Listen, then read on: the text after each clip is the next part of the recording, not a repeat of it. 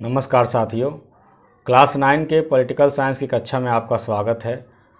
हम लोग पढ़ रहे हैं समकालीन विश्व में लोकतंत्र और इस चैप्टर में एक वीडियो पहले भी बन चुका है जिस पे हम लोगों ने चीले की घटना का वर्णन किया था, जिसमें वहाँ पर तख्ता पलट हुआ था। एक चुनी हुई सरकार का, लोकप्रिय सरकार का तख्ता पलट हुआ था और लोकतंत्र को जब्त कर लिया गया था।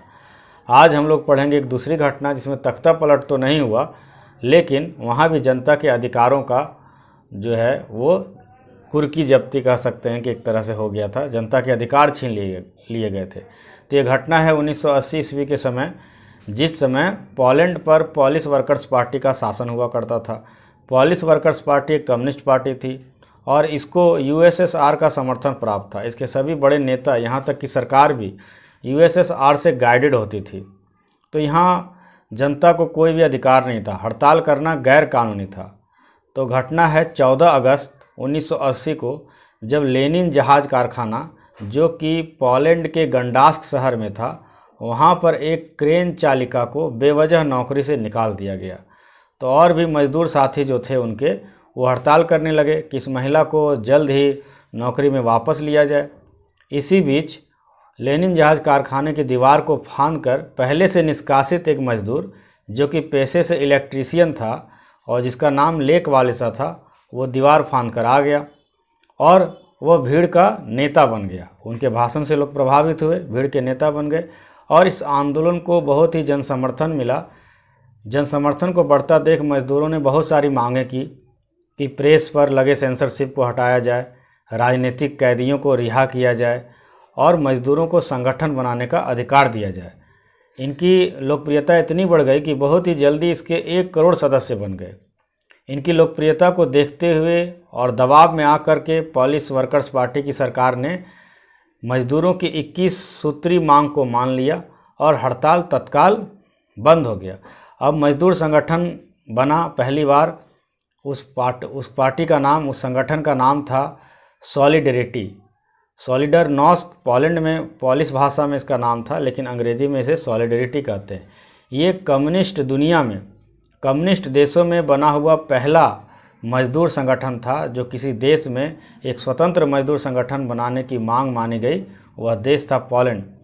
तो ये जब पार्टी बन गई और मीडिया को थोड़ी आज़ादी मिल गई, तो पोलिश वर्कर्स पार्टी के नेताओं के भ्रष्टाचार, अधिकारियों के भ्रष्टाचार और कुप्रबंधन, मिसमैनेजमेंट के मामले जनता के सामने आने लगे। तो इससे पोलिश वर्कर्स पार्टी घबरा गई और फिर 1981 ईस्वी में फिर से जो अधिकार दिए गए थे उनको जब्त कर लिया गया था। अर्थात आप विरोध नहीं कर सकते हैं, संगठन नहीं बना सकते हैं। इस तरह के फिर से अधिकार को वापस ले लिया गया और इस तरह की स्थिति चलती रही। 1988 ईस्वी में लेक वालिसे का नेतृत्व में मजदूरों ने फिर से हड़ताल किया और इस बार पोलैंड को यूएसएसआर का समर्थन नहीं मिल पाया, क्योंकि यूएसएसआर की जो आर्थिक स्थिति थी वो खुद ही कम हो चुकी थी। और हम लोग जानते हैं कि 1990 में यूएसएसआर का भी विघटन हो गया। 30 बार पोलिश वर्कर्स पार्टी को यूएसएसआर का भी समर्थन नहीं मिला, उसे झुकना पड़ा और फिर चुनाव हुए। इस चुनाव के पहले उन्होंने मार्शल लॉ भी लगाया था। मार्शल लॉ का मतलब पुलिस शासन। पुलिस कुछ भी, किसी को भी गिरफ्तार कर सकती है, किसी को भी यातना दे सकती है। तो इन सारे घटनाओं से बाध्य होकर ही लेक वालिसा ने सॉलिडेरिटी नामक मजदूर संघ के नेतृत्व में हड़ताल करवाया था और इनको व्यापक जनसमर्थन मिला। अंततः 1988 में चुनाव हुए और इस चुनाव में पोलिश वर्कर्स पार्टी की हार हुई और सॉलिडेरिटी की जीत हुई। लेक वालिसा वहाँ के राष्ट्रपति बने। इसे न केवल लेक वालिसा की जीत कहा जाए या सॉलिडेरिटी पार्टी की जीत माना जाए, बल्कि इसे लोकतंत्र की जीत माना गया। और कहें तो एक कम्युनिस्ट देश में, एक साम्यवादी देश में, जहां पर मजदूरों को हड़ताल करने का अधिकार नहीं था, अपने मांग रखने का अधिकार नहीं था, सरकार का विरोध करने का अधिकार नहीं था, वहां पर लोगों को इन सारे अधिकार प्राप्त हुए और इस पार्टी को 100 में से 99 सीटें मिली। अब हम लोग तुलना करेंगे कि लोकतंत्र चिले में भी चला गया था, वहाँ भी लोगों के अधिकार को सीज कर लिए गए थे, वहाँ तख्ता पलट करके हुआ था और यहाँ पर तख्ता पलट तो नहीं हुआ था, लेकिन कानूनी रूप से भी लोगों को कोई अधिकार नहीं था। तो पोलैंड और चिले की घटना से हम लोग क्या सीखते हैं? पोलैंड और चिली की घटना से हम लोग क्या कंक्लूजन निकालते हैं कि एक लोकतंत्र के लिए क्या आवश्यक है? तो एक लोकतंत्र के लिए दो चीज़ आवश्यक है कि देश पर शासन लोगों के द्वारा चुनी गई जनता के द्वारा ही होना चाहिए। पहली विशेषता लोकतंत्र की यही है कि लोकतंत्र पर शासन जनता के द्वारा चुने गए शासकों का ही होना चाहिए। दूसरा, जनता को सरकार का विरोध करने, अभिव्यक्ति करने का अधिकार और संगठन बनाने का अधिकार होना चाहिए। भले ही किसी सरकार को जनता ने ही चुना है, लेकिन उस सरकार में अगर लोगों को विरोध करने का, असहमति जताने का अधिकार ना हो तो वहाँ भी लोकतंत्र नहीं हो सकता है। तो लोकतंत्र के दो फंडामेंटल जो हम लोग विशेषताएं देख रहे हैं, वो पहली विशेषता है कि शासन जनता के द्वारा चुने गए शासक का ही होना चाहिए, और दूसरा, लोगों को विरोध करने, संगठन बनाने और अभिव्यक्ति की स्वतंत्रता होनी चाहिए। चलिए हम लोग देखते हैं कि लोकतंत्र का विस्तार पूरे विश्व में किन किन चरणों में हुआ और कहाँ से लोकतंत्र का विस्तार हुआ और अभी लोकतंत्र की स्थिति क्या है। तो अगर हम लोग लोकतंत्र के विस्तार की चर्चा करें गहराई से, तो हम लोग देखते हैं कि पूरी 20वीं सदी जो है वो लोकतंत्र की सदी है। ये 20वीं सदी में लोकतंत्र का विस्तार हुआ। दूसरी बात यह भी देखते हैं कि लोकतंत्र का विस्तार कहीं पर ज़्यादा हुआ, कहीं पर कम हुआ। जैसे यूरोप के देशों में, उत्तरी अमेरिका के देशों में लोकतंत्र का विस्तार ज़्यादा हुआ, वहाँ लोकतंत्र ज़्यादा गहरा हुआ, फला फूला। लेकिन अफ्रीका के और एशिया के कुछ देशों में हम लोग देखते हैं कि वहाँ लोकतंत्र का विस्तार उतना नहीं फैला और या उसके फैलने में बहुत सारी अड़चनें हुई। तीसरी बात कि आज भले ही लोकतंत्र का समय है, दुनिया के अधिकांश देश लोकतंत्र अपना रहे हैं, लेकिन दुनिया के बहुत सारे देश अभी भी ऐसे हैं जहाँ पर अभी लोकतांत्रिक सरकार नहीं है। तो तीन बातें स्पष्ट है कि पूरी 20वीं सदी में लोकतंत्र का विस्तार हुआ। दूसरा, लोकतंत्र का विस्तार सभी जगह एक समान नहीं हुआ। तीसरा, कि लोकतंत्र अभी भी पूरे दुनिया में नहीं है, अभी भी दुनिया के बहुत सारे हिस्सों में लोकतंत्र का विस्तार नहीं हो पाया है। अब हम लोग देखते हैं कि लोकतंत्र की प्रक्रिया जो है ये विश्व में शुरू कहाँ से हुई। तो अगर लोकतंत्र की जड़ हम लोग खोजने चलेंगे तो हम लोग को ब्रिटेन, फ्रांस और अमेरिका जाना होगा। सबसे पहले 1688 ईस्वी में इतिहास में आप लोग पढ़ेंगे कि वहाँ पर 1688 में एक रक्तहीन क्रांति हुई थी, जिसे गौरवपूर्ण क्रांति भी कहते हैं। गौरवपूर्ण क्रांति या रक्तहीन क्रांति इसलिए कहते हैं कि वहाँ पर बिना कोई रक्तपात के वहाँ के राजा ने जनता के अधिकारों को मान लिया था और अपने ऊपर अंकुश को मान लिया था। वहाँ की पार्लियामेंट को ज़्यादा शक्ति दी गई थी और राजा ने अपनी शक्ति में कटौती को स्वीकार कर लिया था। तो वहाँ पूर्ण राजतंत्र की स्थापना तो नहीं हुई थी, संवैधानिक राजतंत्र था, लेकिन फिर भी लोगों को अधिकार मिला था, लोगों के चुने हुए प्रतिनिधियों को कुछ अधिकार मिला था। तो इसे लोकतंत्र के दिशा में एक कदम मान सकते हैं। तो एक हो गया 1688 की गौरवपूर्ण क्रांति इंग्लैंड।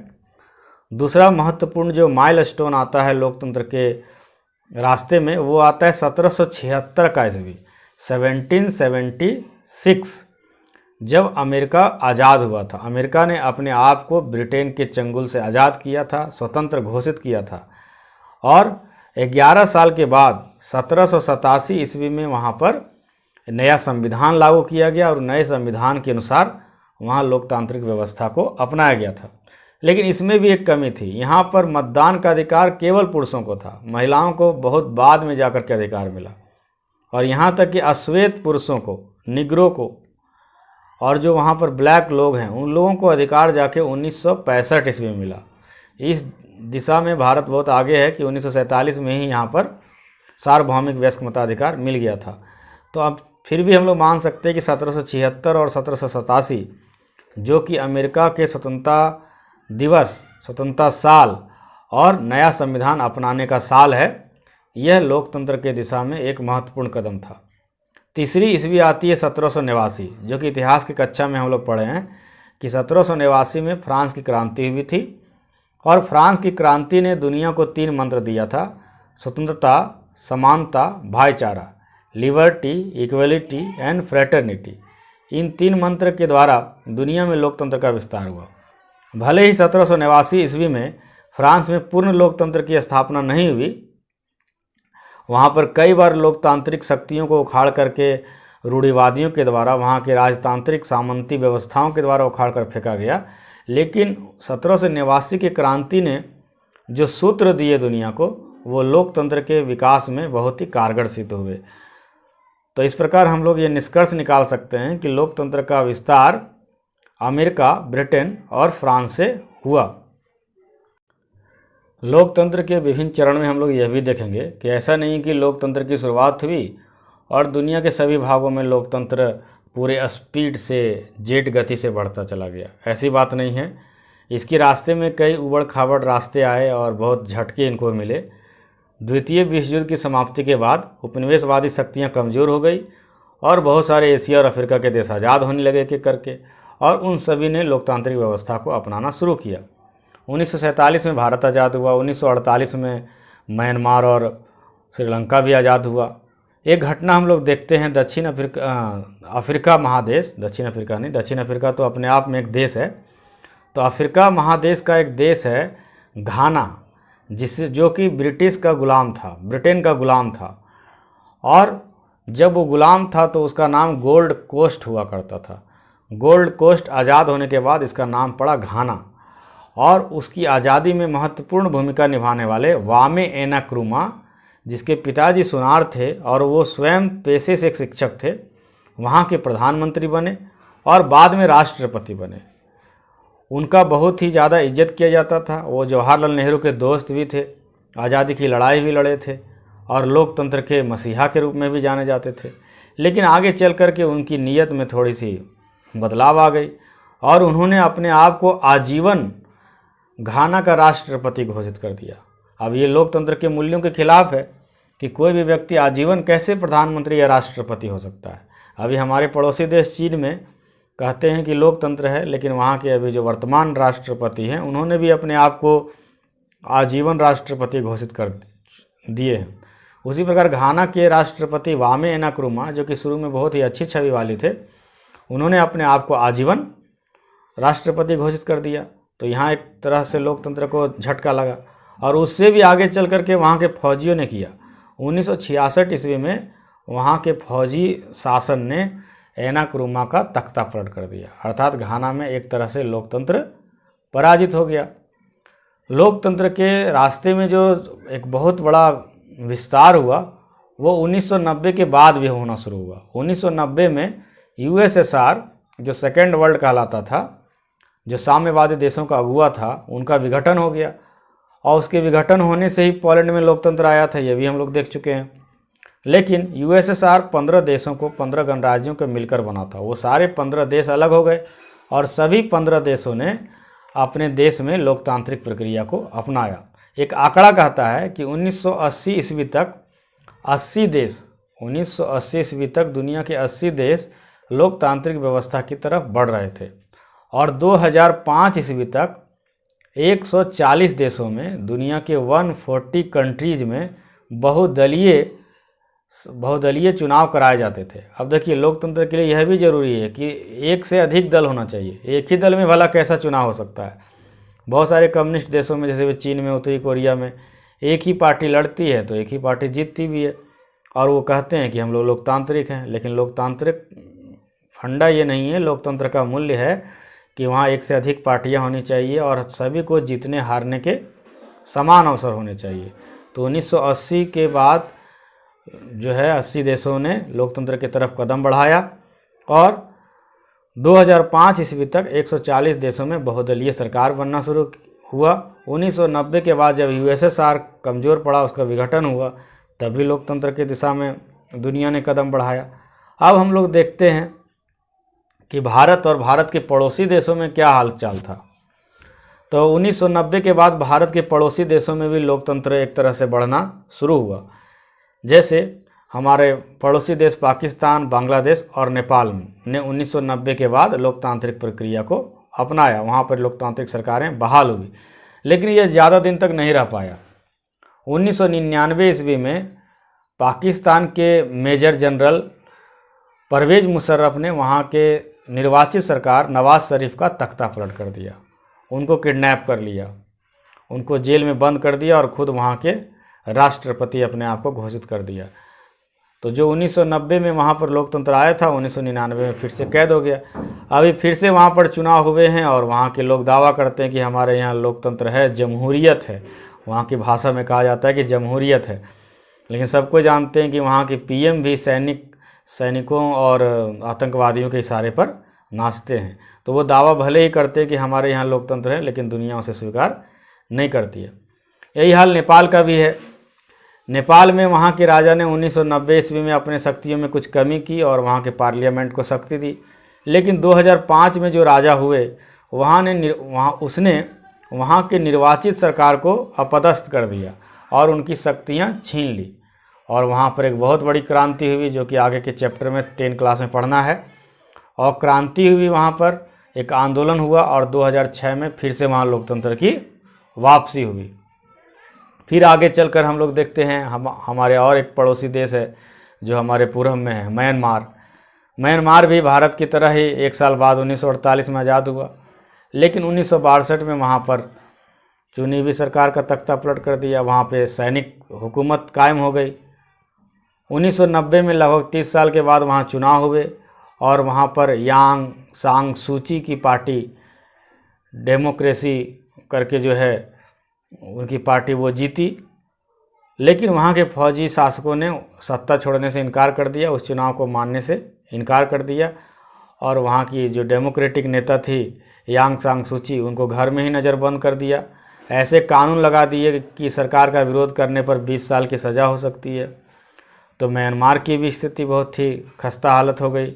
अभी हाल फिलहाल में म्यांमार में लोकतंत्र की वापसी हुई है। तो इस प्रकार दुनिया के अलग अलग देशों में हम लोग देखें कि लोकतंत्र का जो सफ़र रहा है वो बहुत आसान नहीं रहा है, इसमें बहुत ही उठापटक हुआ है। भारत में लोकतंत्र बहुत अच्छी गति से चला है। एकाध अपवादों को अगर छोड़ दिया जाए, आपातकाल के अपवादों को छोड़ दिया जाए अगर, तो भारत में डेमोक्रेसी बहुत फला फूला है और भारत दुनिया का सबसे बड़ी आबादी वाला लोकतंत्र माना जाता है। और भारत से शिक्षा लेकर के और भी देश लोकतंत्र के रास्ते में आगे बढ़ रहे हैं। तो लोकतंत्र का विस्तार पूरे 20वीं सदी में हुआ। अभी दुनिया के अधिकांश देश में लोकतंत्र है, लेकिन अभी भी कुछ देश हैं जहाँ पर लोकतांत्रिक व्यवस्था नहीं है। आगे हम लोग देखेंगे कि विश्व लोकतंत्र क्या पॉसिबल है। तो विश्व लोकतंत्र देखते हैं हम लोग, वर्ल्ड डेमोक्रेसी। क्या एक ऐसी सरकार बनाई जा सकती है जो पूरे दुनिया में हो, पूरे दुनिया की एक ही सरकार हो, पूरे दुनिया के रिप्रेजेंटेटिव वहाँ पर जाएं। तो लोग कहते हैं कि दुनिया इस दिशा में आगे बढ़ रही है। कुछ ऐसी संस्थाएं हैं जो इंटरनेशनल है, जो वर्ल्ड लेवल की है, जिसमें सबसे बड़ा उदाहरण संयुक्त राष्ट्र संघ का है, यूनाइटेड नेशन का है। फिर विश्व बैंक और अंतर्राष्ट्रीय मुद्रा कोष भी ऐसे संगठन हैं जिसमें बहुत सारे देश इसमें शामिल हैं और लोग आशावादी हैं और लोगों को लगता है कि एक दिन विश्व सरकार बनेगा। तो हम लोग पड़ताल करते हैं कि क्या यूनाइटेड नेशन सचमुच में डेमोक्रेटिक है। तो यूनाइटेड नेशन की एक इकाई है महासभा। तो महासभा में जो जितने भी सदस्य हैं उनके, वो महासभा में जनरल असेंबली के सदस्य होते हैं और वहाँ वोटिंग होता है। बराबर अधिकार है सभी सदस्यों को, चाहे वो छोटे देश हों, मालदीव जैसा, या भारत जैसे बड़ा देश हो, ब्राज़ील जैसा बड़ा देश हो, सभी को बराबर शक्ति है जनरल असेंबली में। लेकिन जो उनके निर्णय होते हैं, निर्णायक उनके जो फैसले होते हैं, वो उनके सभी सदस्य नहीं ले पाते हैं, केवल 15 देश लेते हैं। और ये 15 देश उनके सुरक्षा परिषद के सदस्य हैं। इन 15 देशों में भी विभाजन है।